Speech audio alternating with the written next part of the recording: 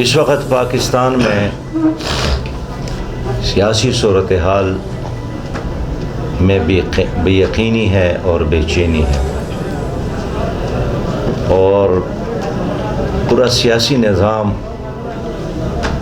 ایسا ہے جس کا کوئی وارث معلوم نہیں ہے۔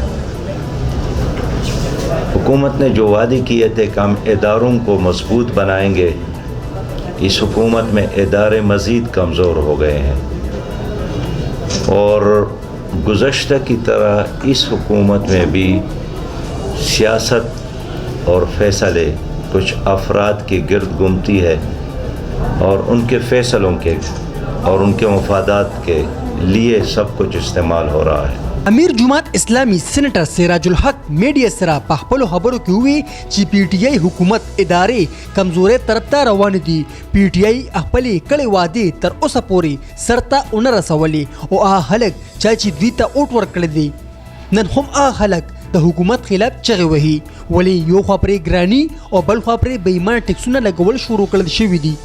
جماعت اسلامی کا ایک ہی مسئلہ ہے اور عوام کا مسئلہ، ہماری پوری جدوجہد کے دو نکات ہیں، ایک اسلامی نظام اور دوسرا پاکستان کا استحکام۔ اسلامی پاکستان اور خوشحال پاکستان ہمارا ایجنڈا ہے۔ دوی زیاته کړه چې جماعت اسلامي د ملک په ټوله نړۍ کې بېایمانه ټیکسونو او ګرانۍ د حکومت خلاف تحریک چلوي، او وی ویل چې زموږ ایجنډا ده د عوامو ایجنډا ده او موږ اسلام او خوشحال پاکستان غواړو۔